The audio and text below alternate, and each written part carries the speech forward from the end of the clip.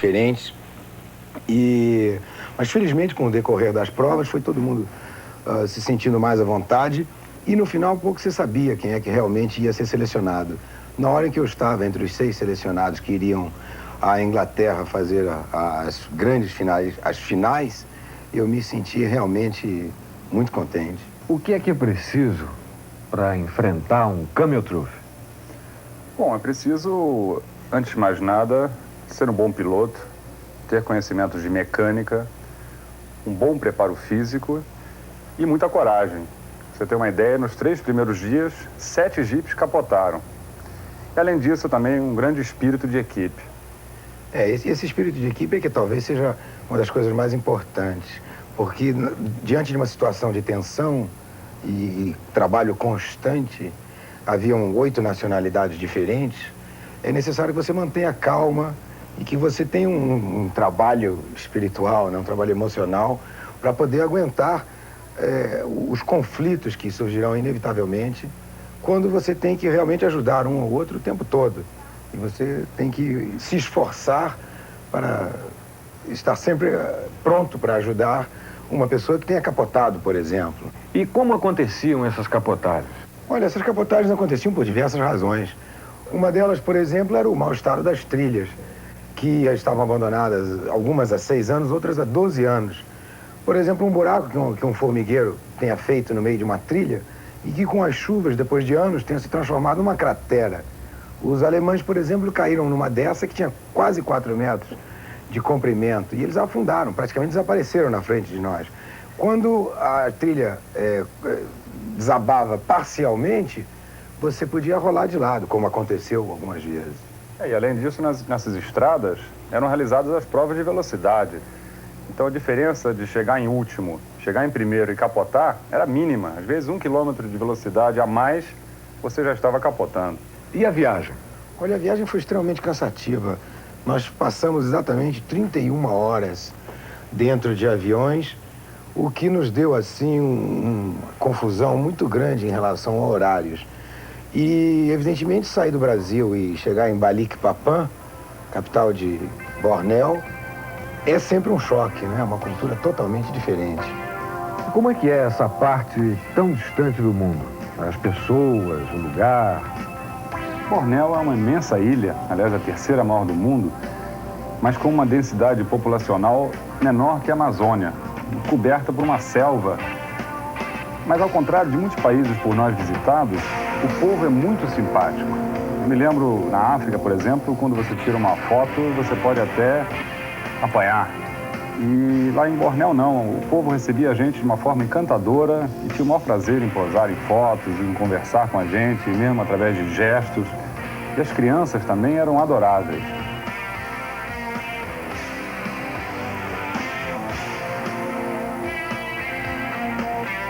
Bem, aqui é Balikpapan. Foi o ponto 0 do Camel Truth Bornéu 85. Ô Tito, por que essas pessoas participam do Camel Truth? Olha, principalmente porque imagens como essas, que já foram vistas em diversos Camel Troughs, ficam na imagem da gente, não é? Quer dizer, toda pessoa que tem assim um espírito de aventureiro tem alguma ligação com essas imagens.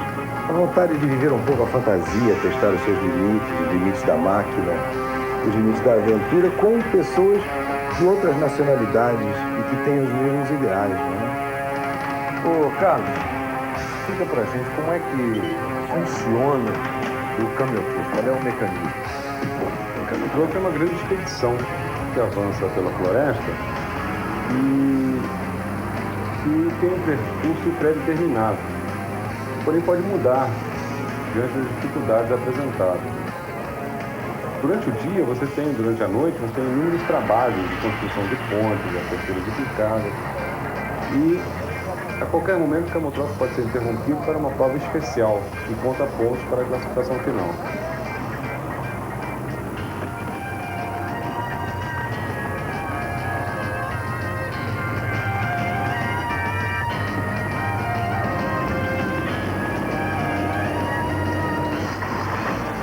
Havia necessidade de vocês imprimirem assim, uma velocidade tão grande numa estrada tão perigosa? Bom, essa é uma prova de velocidade, um special test.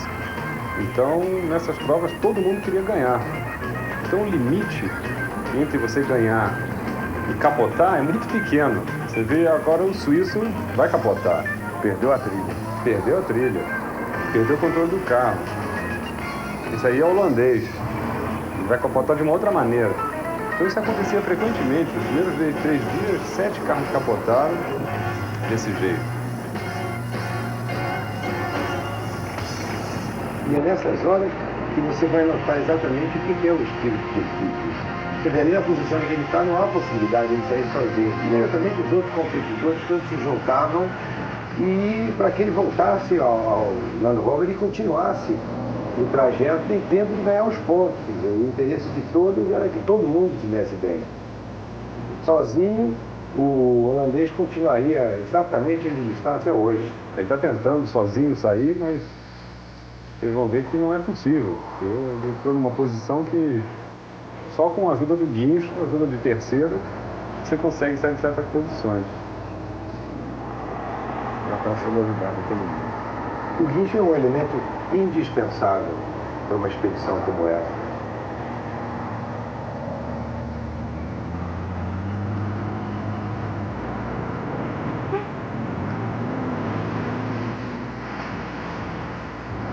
O sinal decisivo é a qualidade das trilhas impedia que você pudesse desenvolver uma velocidade muito grande.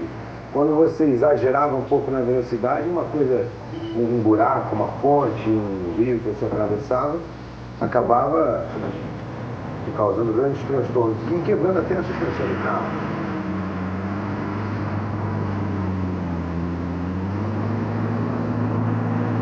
O Jeep vai muito carregado, né, Tito?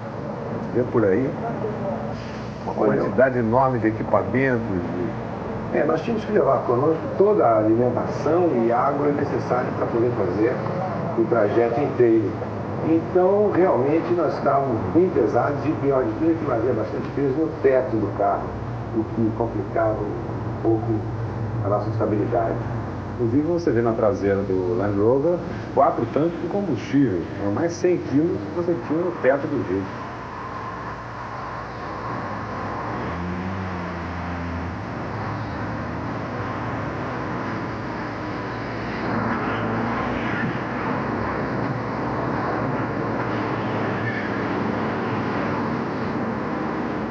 Uma coisa que, ao mesmo tempo, ajudou e atrapalhou muito foi a direção hidráulica. Ela ajudou demais nas trilhas difíceis, mas também sentia-se um pouco de dificuldade em sentir exatamente a direção, mas evitou que muitos braços fossem quebrados. E outra coisa, né, Tito? Convém esclarecer também, uma curiosa de mecânica de automóvel, que esses Jeeps são suspensão independente. Claro, com molas helicoidais em todas as 4 rodas.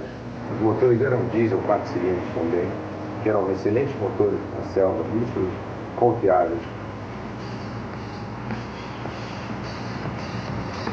Inclusive, para nós brasileiros era muito diferente, porque não existem Jeeps com direção hidráulica aqui no Brasil. Enquanto que os italianos, alemães, holandeses tinham costume de usá-los. Aí, por exemplo, uma situação clássica, nós tínhamos que empurrar uma tora fora da estrada, não é? E, evidentemente, o motorista perde o controle assim por uma questão de fração de segundo, 20 centímetros a mais, e você capotou. Aí, no caso, foi um dos jipes da organização que sofreu o acidente, mas, evidentemente, todos nós estávamos sujeitos a isso e quase todos tivemos a nossa chance de capotar. O Jeep da organização ia sempre na frente da caravana? Tentando prever a qualidade do caminho, não é? Que era sempre variável.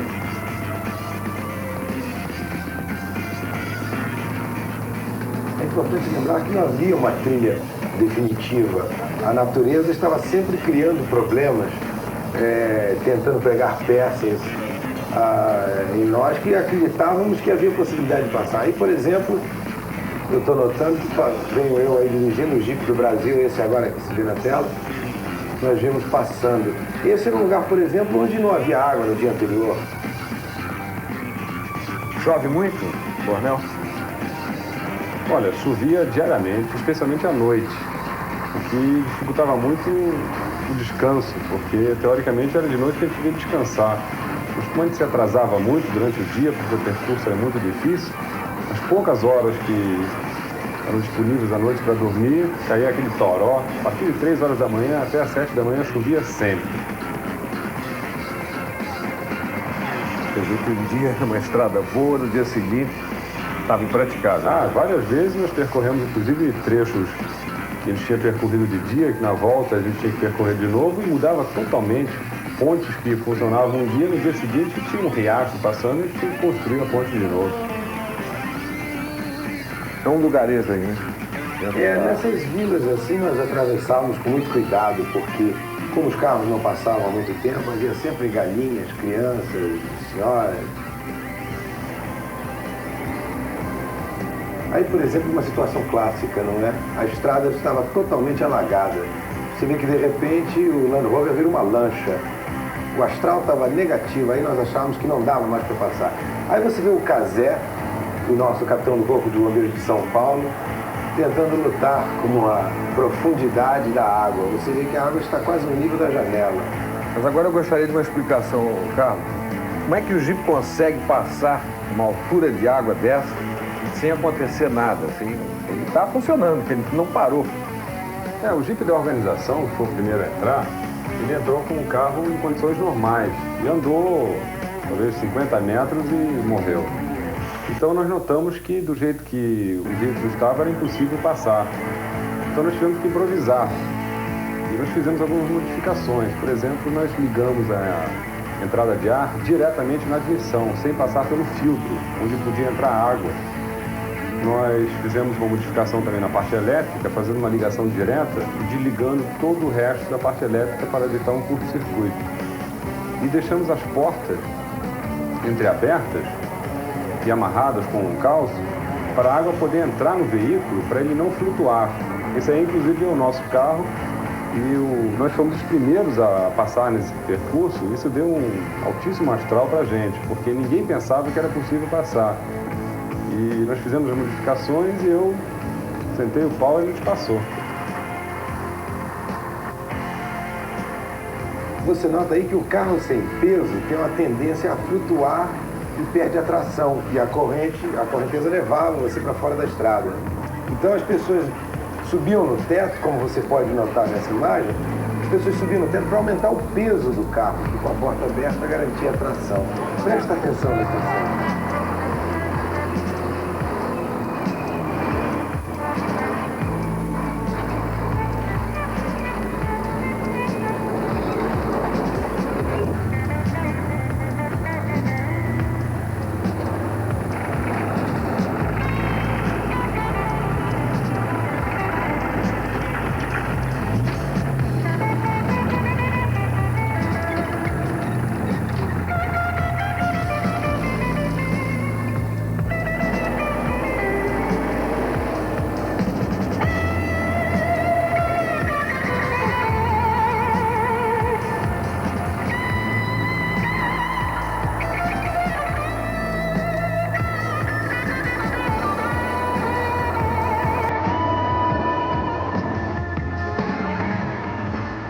Bem, tivemos aí a construção de mais uma ponte.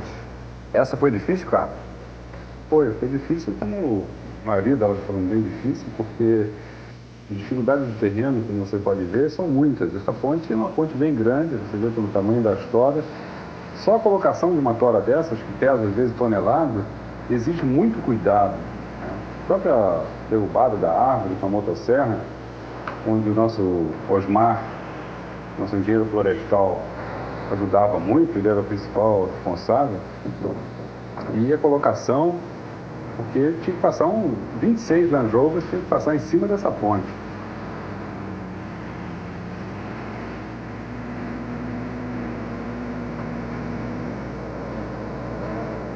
Aí aparece o Cazé, companheiro do Osmar, na equipe 2 do Brasil, amarrando as toras. E aí aparece o Tito ajudando na colocação de uma delas.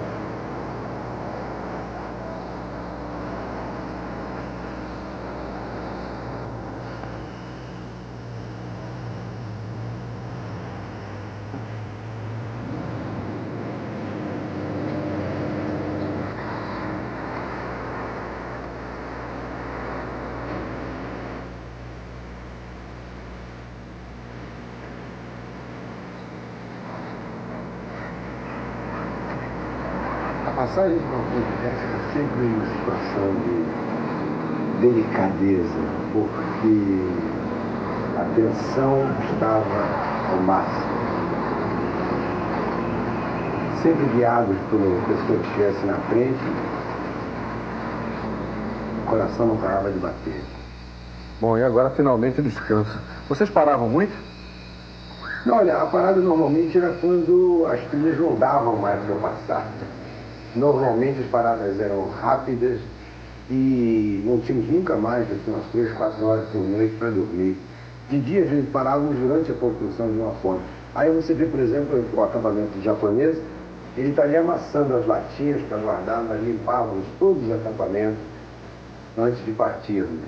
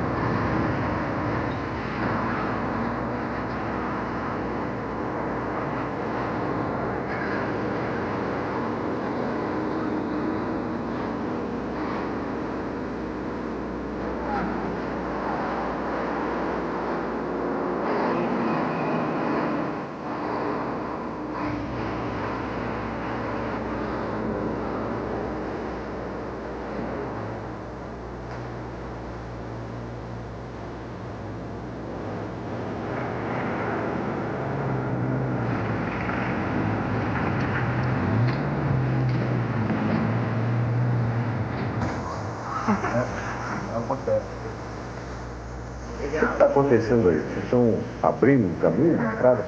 Não, nós estamos simplesmente tirando o mato que tomou conta da trilha, que já existia. Porque depois de muitos anos sem uso, a trilha às vezes se torna a sono do caminho. Até a colocação de estacas para firmar as toras que eram colocadas para passagem dos veículos. Aí se deu o uso da foice e se demonstrou muito mais eficaz do que o facão europeu.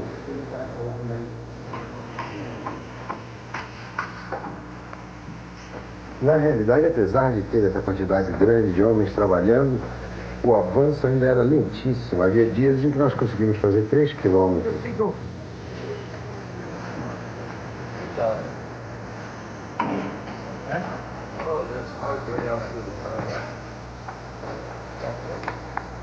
O calor realmente era muito grande, muitas pessoas sentiam muito trabalho, porque o dia era entre 42 e 44 graus, com uma umidade relativa acima de 90%. Mergulhar no riacho era sempre um prazer. Uma temperatura de 42 graus. Isso depois de uma noite sem dormir.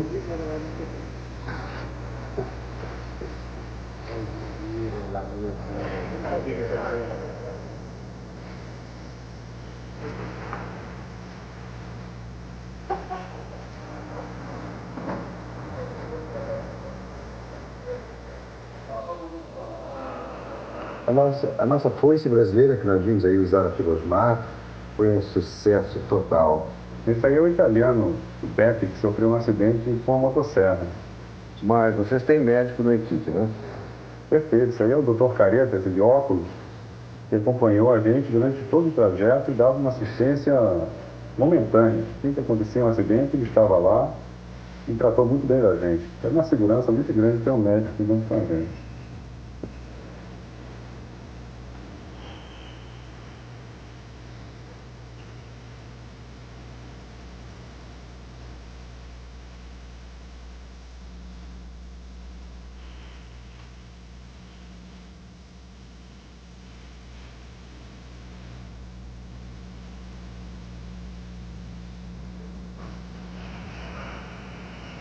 Agora vamos ver o Osmar cortando uma das maiores árvores que foram usadas, e realmente o Osmar só cortava as árvores que eram necessárias para a construção da ponte. Vamos ver essas imagens agora.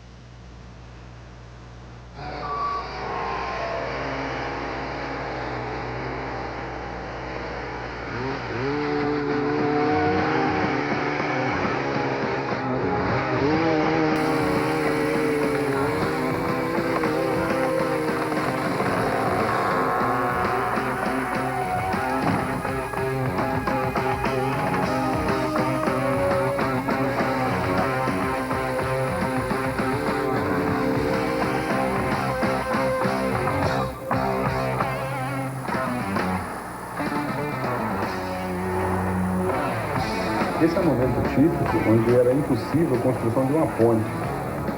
Seria necessário uma ponte de mais de 50 metros. Então, o jeito era descer o penhasco, mergulhar, atravessar o rio e subir do outro lado.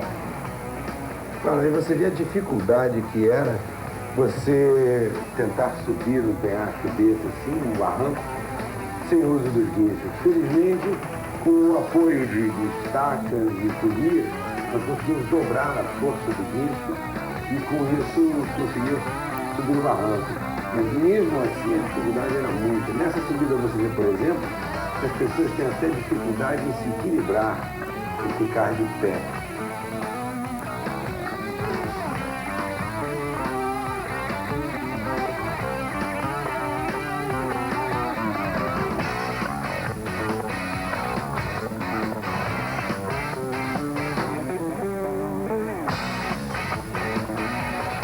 Eu me lembro muito bem dessa subida. Para subir os 26 carros nesse penhasco, nós passamos a noite inteira trabalhando.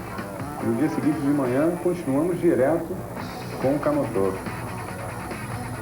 Aí você vê o uso das polias, que combinadas dobravam a força do carro. Considerando que você tinha um Land Rover no alto do morro e outro embaixo, eram dois guinchos com força dobrada. Você vê aí a inclinação realmente, como era, se aquele cabo rebentasse, era sempre o que passava pela nossa cabeça, o que aconteceria.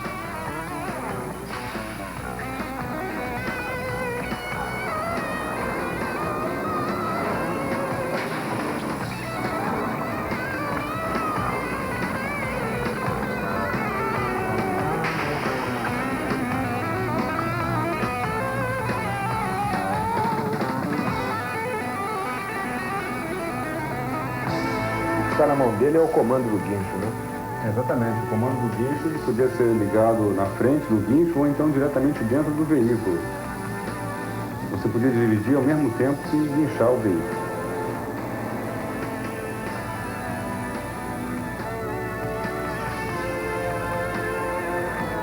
A passagem por pontes precárias era sempre uma situação de um pouco de sufoco, não é? Você nunca sabia se ela ia resistir ao peso do Land Rover ou não. Depois de passar os primeiros 15 carros, a ponte piorava mais ainda, porque elas não foram construídas para isso. Mas no final, a última dupla que passava sempre deixava em condições para o uso dos nativos depois.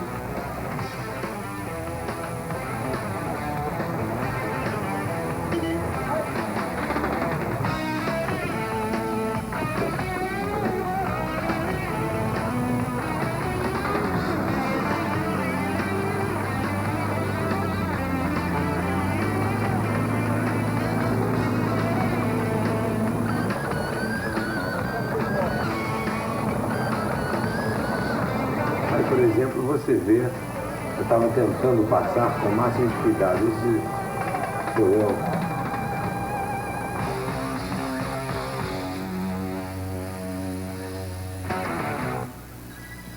Você lavar as louças era sempre um grande problema, né? você tinha que descobrir um barranco e tentar subir era uma grande dificuldade. Mas a vida continuava normal, não é? Aí você vê o Fernando Rebul das Ilhas Canárias fazendo a barba numa única oportunidade que teve. Esse era Cúnio, que foi considerado o melhor piloto do Camel Trophy.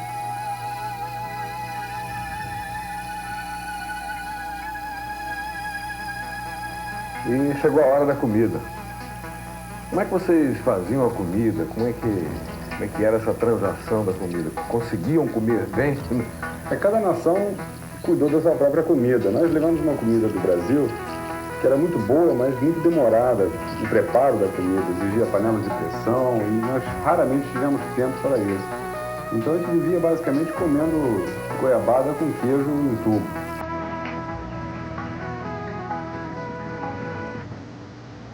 Agora, tinha momentos em que as pistas ficavam tão difíceis que nós tínhamos que descobrir soluções para conseguirmos avançar, não é? Nem sempre isso era fácil. As técnicas usadas nem sempre davam certo. Nessa experiência, por exemplo, a natureza venceu. Estavam tentando colocar o Jeep sobre uma balsa e ela fugiu. Isso é uma operação muito difícil, né, cara? É uma operação muito delicada porque você tem que tentar conseguir colocar o Jeep em cima com uma certa segurança e para você fazê-lo da maneira apropriada você tem que fazer uma base muito sólida, praticamente deslizar a balsa por baixo do Jeep. Nós tivemos pouco tempo e vocês veem aí o que aconteceu.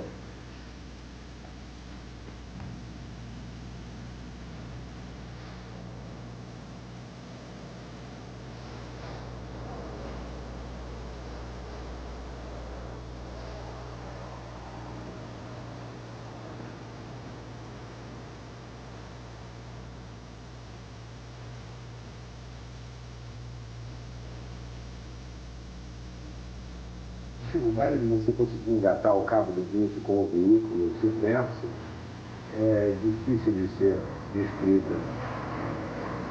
Mas no caso havia necessidade de se recuperar o veículo para poder continuar a viagem. Né? Nesses momentos em que você nem pensa que essas águas são infestadas de cobras, jacarés, outros animais, na hora você só pensa no veículo, em prosseguir. E esses carros que ficaram debaixo d'água continuaram o Camel Trophy, depois de uma pequena revisão de peso dos picos injetores, o carro andava de novo.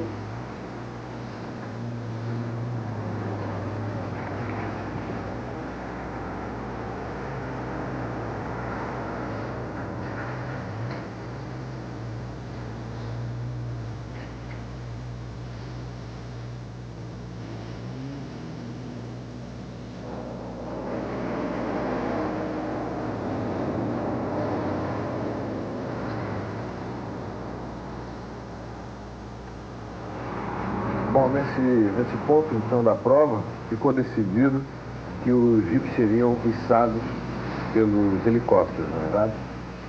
Porque nós chegamos à conclusão que não havia saída, porque nem pelo rio, nem pela mata, como você vê aí, a mata se tornou cada vez mais fechada e para passar para o local que a gente ia continuar, a gente ia demorar um mês, talvez um ano dentro da selva. Então o pessoal da organização decidiu retirar todos os veículos com helicóptero. Nós vamos ver essas cenas a seguir.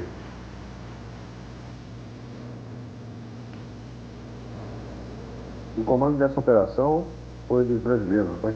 Exato, os brasileiros foram nomeados responsáveis pela toda a coordenação do lançamento e desembarque dos veículos do outro lado dessa selva estava tão apertada que nós conseguimos fazer 15 quilômetros por via aérea, digamos assim. Foi muito difícil porque os carros pesavam mais do que o que o helicóptero podia levantar. Então nós tivemos que fazer uma operação complicadíssima de tirar todas as portas, sobressalentes, esvaziar os tanques de diesel, aliviar as baterias, aliviar o peso completo. O carro tinha que ir sem portas, sem nada, sem bancos. E isso foi uma operação muito demorada, muito organizada. Evidentemente que aí você vê uma cena com sol, mas a operação continuava mesmo com chuva. E a chuva se alternava com o sol a cada tantas horas. Sendo que algumas cenas têm sol, outras têm chuva. E mesmo depois de aliviar todo o peso do Jeep, ele ainda continuava muito pesado. Nós tivemos que retirar toda a lama que estava grudada no chassi do Jeep, que era mais de 100 quilos. Então a gente fez aquela diferença. Na primeira vez que o helicóptero levantou o Jeep, ele desceu de novo. Nós fomos obrigados a refazer a operação toda e organizar um grupo de limpeza que raspou a lama de todos os Land Rover.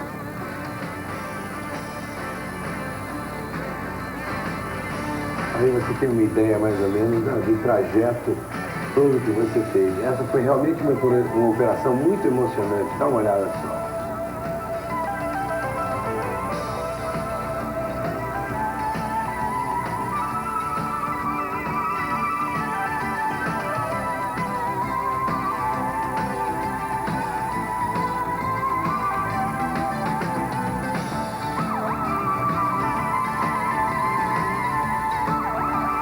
Tá o Jeep todo aliviado de peso, né? Sem as portas. Isso é o piloto, que era uma pessoa super treinada, já voava esse helicóptero, que é um Sikorsky, há mais de 20 anos.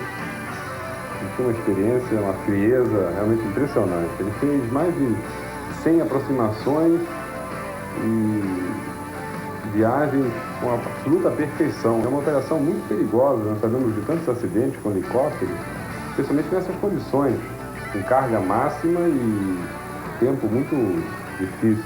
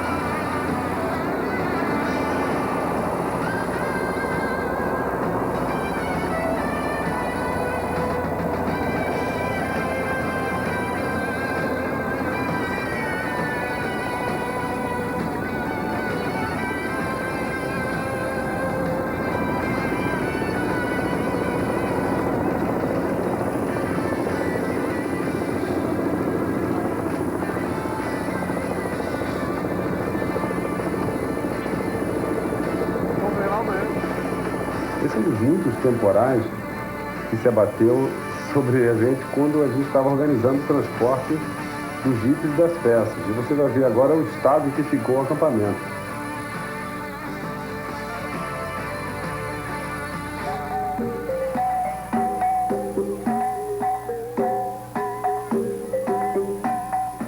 E que festa é essa?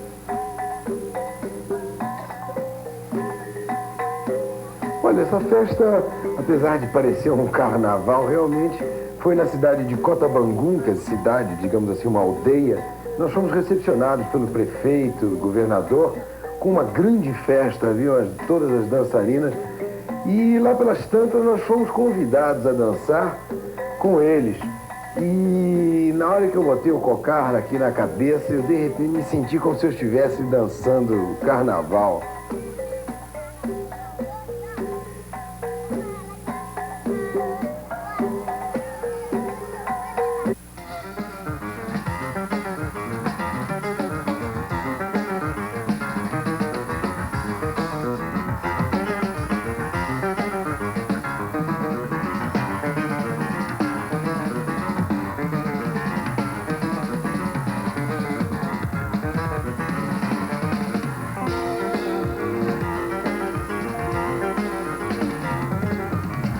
Bem, aí estão as cenas finais. É bom lembrar que no Camel Trophy só se pode competir uma vez. Todos esses pilotos que aí estão não voltarão. Assim, mais e mais competidores poderão participar desta grande aventura.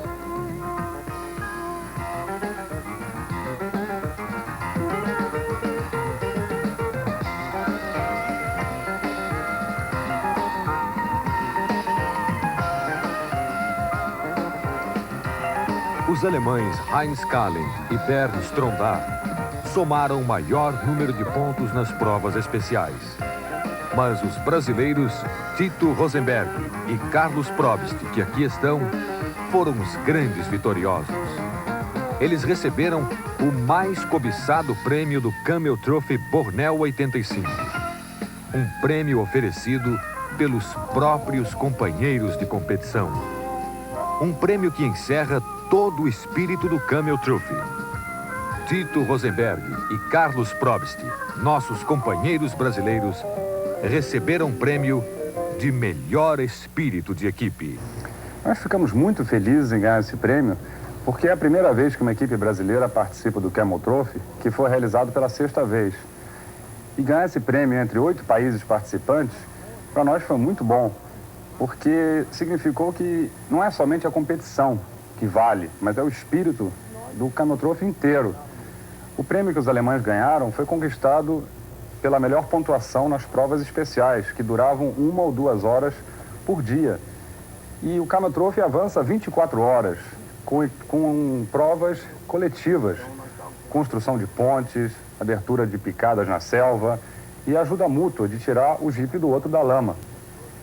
Claro, não, o que acontece também é que durante esses 13 dias, o trabalho é tão intenso de construção de pontes, derrubada de árvores para construção de pontes, transporte dessas árvores e mais a parte de abrir picadas, que as pessoas ficam tão cansadas, tão estafadas, que elas começam a entrar assim, numa espécie de um baixo astral. Você realmente vê quem é que tem condições de aguentar aquilo.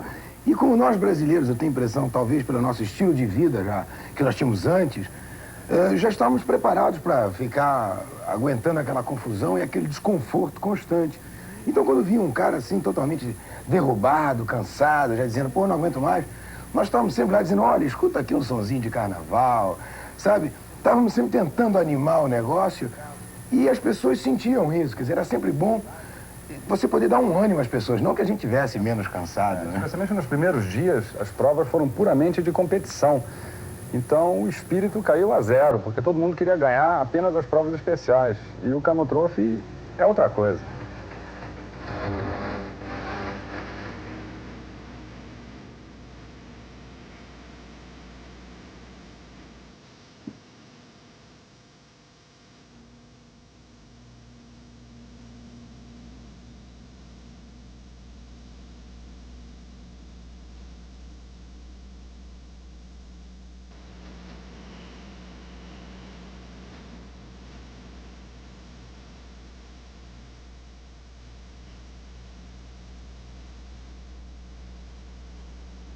Pela filosofia do Camel Trophy, a vitória pertence a todos estes homens.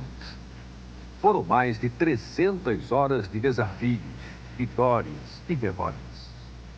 13 dias e 13 noites de muita coragem e sacrifício, onde a solidariedade e o espírito de equipe uniu a todos nesta grande aventura que foi o Camel Trophy Borneo 85. 1986 é o ano da Austrália. Ali, equipes de vários países estarão reunidas para um novo Camel Trophy. Prepare-se. Homens e máquinas estarão desafiando a natureza, sentindo na pele o verdadeiro sabor da aventura. Você poderá ser um deles.